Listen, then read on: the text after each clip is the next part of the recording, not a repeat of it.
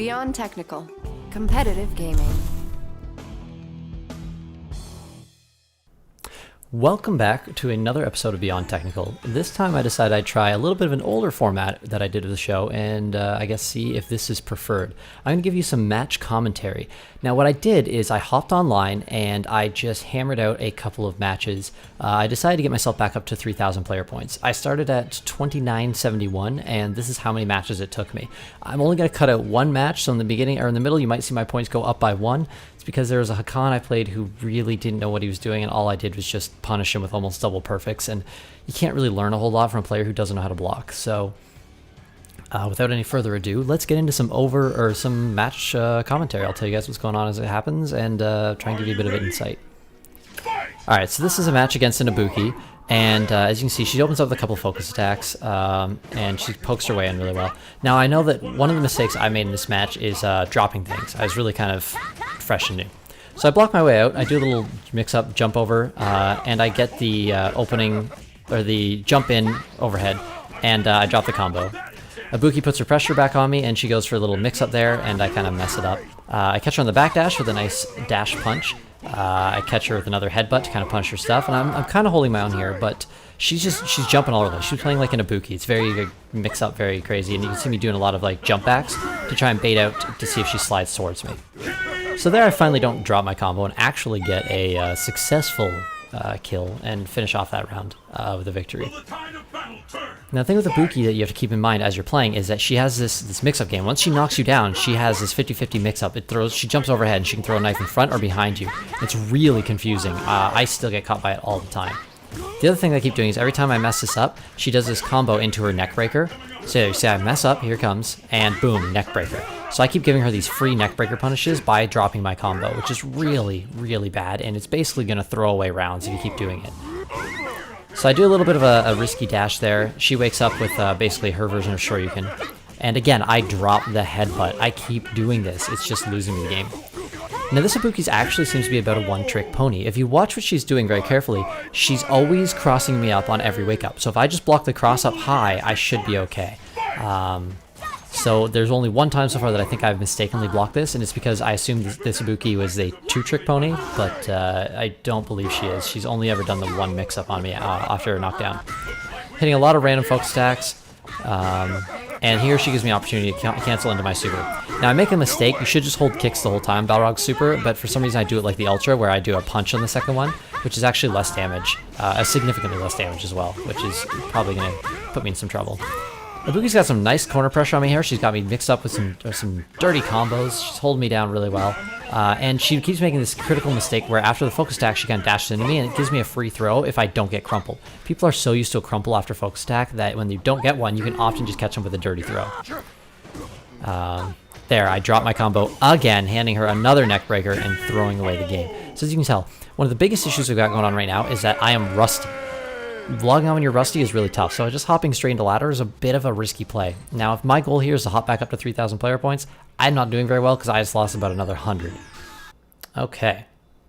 Our next matchup here is up against Balrog versus Gouken. Now, this matchup is kind of tough because Gouken has some really good fireball control, and he has an excellent counter wake-up options. You can't really do Balrog's jump in on him without risking yourself if he's got any meter. So I open up with a bit of aggression. I want to see how this is going, and you can see I start making a lot of mistakes right away. I absorb 2 focus attacks, and I jump into him. I take 2 more hits. Boom! I'm at half health already. What's it been, like 8 seconds? So I go, okay, that's it. I gotta stop doing this. I need to play defensive. So I slow it down. I stop being so aggressive. When you have the opportunity to be aggressive, or you catch him in a block string, that's when it's time to be aggressive. And I try and poke him on wake up and things like that, but I stop just ramming my face in there and getting just destroyed. So he hands me a nice little opening there, which gives me an Ultra. Unfortunately, Gouken pops over me because I don't time it properly. I should have waited for him to get lower. And then I start just anti-airing him, because I know this Gouken's only really got 2 ways in. Straight in front, which dash punch beats most of his options, or he's going to jump. So I in my head, I remember thinking, okay, I just got to start anti-airing him. So I do a couple nice sweeps, get some counter hits with them. There, I wasn't ready for it. I didn't quite get the anti-air. I wait for his combo to finish, and then I pop out another dash punch and clean up that round. So this Gouken is just being really hyper-aggressive now. He's jumping, he's doing everything, he's trying to get in. He's not trying to play passively. So at the second round, you see he backs up. So he's realized, okay, I need to slow it down a little bit. I don't know how he missed that block. It was a pretty simple one. And then I use a meaty elbow on wake up to kind of hold him down. Go for a nice EX dash punch so I can absorb his hit, get a nice hit in. And again, those anti-airs, just keep popping them out. There, the spacing wasn't quite right for the anti-air. And I knew he was getting low and panicking, so he might whip out the ultra. So I punished that one, the non-space anti-air with an elbow instead, because that button made more sense. When you get used to some of these normals, you start kind of punishing with these kinds of techniques. It's a lot of information to spew really quickly. Okay, our next matchup here is going to be Balrog versus Dudley. Now this is an interesting boxer matchup. I actually quite like the Dudley fight. His jump in elbow is fantastic against Balrog. It's really strong. And his run forward, I don't even know what it's called actually, his combo punch. It leaves him relatively safe, so you have to punish it with a jab and then a cancel dash punch. You can't do like your medium punch headbutt, which is normally what you want to punish things with. So I don't really know how I got a focus breaker off a headbutt there. He must have been stopping it at the right time or something. And again, these focus attack dash forwards without the crumple leave me in an advantageous position to get a throw off. So I've got him in the corner now, which is exactly where I want him. I kept pressuring him with normals and playing a little bit of footsies until he walks himself basically into a stun. Now I drop another headbutt combo. I don't know what was wrong with me, but I really needed to sort that out. So random focus attacks, as I've said 1,000 times, are fantastic against Balrog. And there it is. That's his keep it classy punch combo. I jab and then I cancel into dash punch, which is one of my better punish options for that to get the most damage out. Now I drop another combo there, and after focus attacks, they're either going to dash forward or backwards. So sometimes doing a dash punch is a good way to punish them if you do it at the right time. Now there I went for an anti-air because I thought he was going to jump and I messed it up quite badly. And again, you see that jab dash punch. You always want to punish people. You want to find out what their weaknesses are and how to punish them. So if you have an opportunity with a character like Balrog that has a really quick dash punch or a really quick jab, you want to use that. I work him over with a few more tick throws. I do my little hop back to keep myself safe. And you see he's waiting out. He's buffering that Shoryuken and hoping for the best there. So that safety play is definitely right because he's trying to do something different. Now, at the very end there, I realized, like, oh man, he's in chip range. That's why I busted out like a really raw headbutt. That uppercut, I definitely think I meant to make it an EX, but it didn't come out. So it just kind of worked anyways, and you go with it. Sometimes you hit the wrong button. Alright, so we just skipped the Hakkan match, and we're going to be moving on to Balrog versus Ryu. Now, as some of you might have seen my recent breakdown, which is an in-depth analysis, which goes on for about 30 minutes. You can tell that what I'm trying to do is get a lot of information out really quickly right now, which is why I'm talking so quickly. But this match, or all these matchups, can really be stretched out if you really want to get in-depth and explain everything that's going on. So it's pretty typical gameplay. I know that I don't want to spam too many turnaround punches, but I want to keep this dash punch pressure on Ryu until he is either focus attack countering it or whatever. So I push him all the way into the corner and then I hold him there. He can't jump out because my uppercut beats all of his jump in attacks. He got a nice quick move there. And he kind of worked his way out of the corner, but you see he took a lot of damage to get out of there. And just like I said before, you don't have to turn around punch every Hadouken, you can also do jump-ins on them. There's a nice focus attack that kind of baits in his jump-in attack, gives me a crumple on a counter hit, and gives me a nice amount of punish damage. Now there I was going for the crouching jab into light kick headbutt combo, but I didn't even need it because I finished him off early. So this Ryu is getting pressured pretty heavily.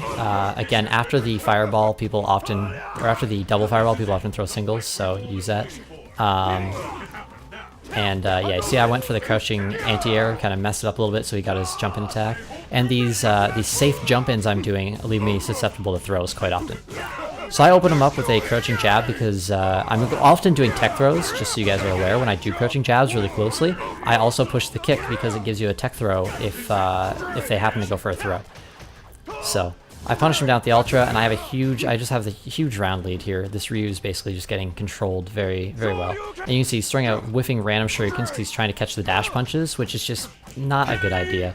I open him up with another combo, and I don't even end up needing to cancel it into a headbutt. Again, I just wear through his health bar, and that's another quick round. Alright, so this next matchup is going to be Balrog versus Fei Long. Fei Long is an interesting fight because we both kind of have dash punches. His Rekkas work in a very similar fashion and are pretty safe.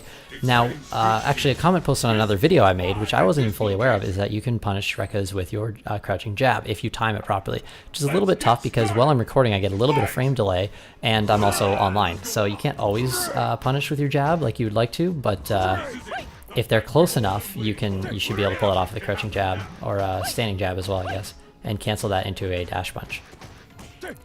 So you see he's doing a lot of jab, jab, rekka, jab, rekka, jab, rekka, because he's probably used to that being very safe. This guy clearly hasn't played a lot of Fei Longs. He has 0 BP. So I'm trying to get a little bit of punishment in when I can off of these rekkas, and these dash punches are just really good for controlling Fei Long. Until he lands, again, focus attack crumples, I can kind of punish a lot of these. So he's doing basically a modified version of frame trap. I push any heavy buttons, I'm going to get frame trapped. It's not a complete frame trap because it's not actually meatying me, but that's what he's hoping to do with these rekkas. And then once he lands one rekka, he can hit confirm into the rest of them.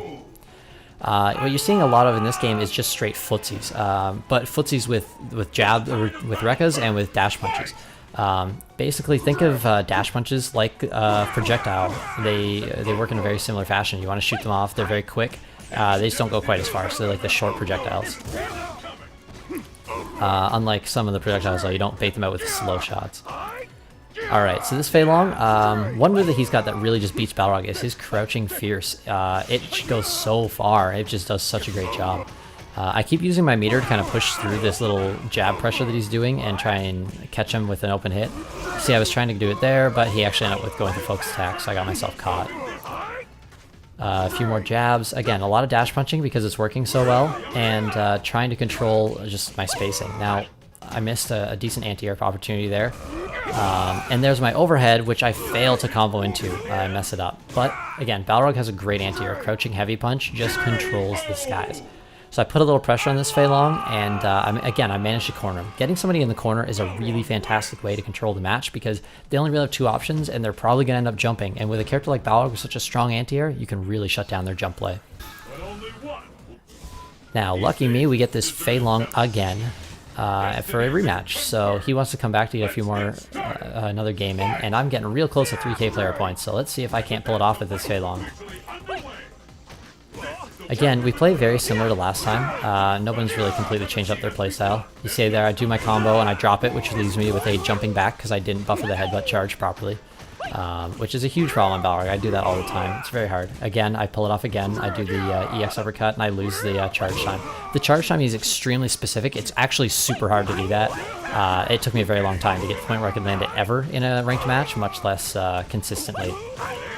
So Fei Long has me in the corner now, which is pretty much the worst spot to be because he can do all the nice fun things that I was doing. And if I jump in, he can do his version of Shuriken, which is his flame kick. So I trade the headbutt as he tries to jump in on me, which actually has me get hit airborne, so we trade hits. But even on a trade, Balrog can pop his ultra and land a couple juggle hits. So I use that to my advantage to just get rid of that last tiny little tick of health.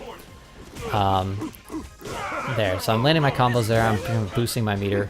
Again, I use a lot of uppercuts because the uppercut is the fastest recovering punch that Balrog has. Plus it's tricky, people they don't know what to do. I do my nice classic Balrog trick where I jump over and throw him. I go for it a second time, but clearly he's learned his lesson after the first one. It's a nice way to mix people up and kind of confuse them. When you jump over on Balrog, everybody knows that Balrog doesn't have a cross-up, so they don't really know how to react. I do a dash punch, which I thought would be pretty safe and put him in block stun. I was a little bit short on it, which lets him punish me with an ultra. Now right here, I know I want to just pop my ultra off because it'll easily kill him with chip. Instead, I jump because I'm panicking kind of and trying to hit all the buttons at the same time, and I give him a nice open jab, and yeah, there, I'm done. He opens with a flame kick trying to counter a dash punch, but I do nothing and get a nice sweep on him instead. And then we go back into kind of our footsie dash punch game where I get him with a tick throw. He gets me with his crouching fierce, which is again fantastic against Rog. And he opens me up with a jab into rekkas. So this Fei Long's reaction time isn't too bad once he gets him. Nice neutral jump trade there for me. And then I open him up with a jump in. So hopefully he's kind of getting confused here. You see my aggression is very quick. Jump in, into a grab, into a sweep, into a dash punch, back up, into another jab. So he starts getting all confused and flustered. He's throwing out shurikens, he's throwing out, whatever he can trying to get up, because just like I was at the very end of the round when I tried to just hammer and spam out an ultra, once you get kind of flustered, it's really hard to recover. So if you can keep the pressure on somebody who's kind of in that state, it's super tough to come back from. So anyways, there you go. Some quick hammered out matches today with a little bit of commentary. I hope you guys enjoy this function. I think we're just going to fade to black now, and I'll catch you guys with the next episode. Thanks for watching. Oh, and don't forget to subscribe and click like and all that stuff, because I take your feedback seriously. So if you guys tell me what you want to see, I will try to make it, and I judge what people like based off of what I can see. So if you don't click those buttons, you don't subscribe and things like that, I'm not going to know what you guys are going to want. So thank you very much for the support, and I will see you guys soon. Have a good one.